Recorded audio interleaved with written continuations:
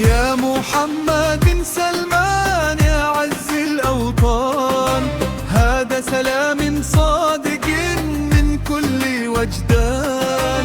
جينا نهديك القصيد أجمل الألحان، فيها الوفاء وفيها التقدير والإحسان.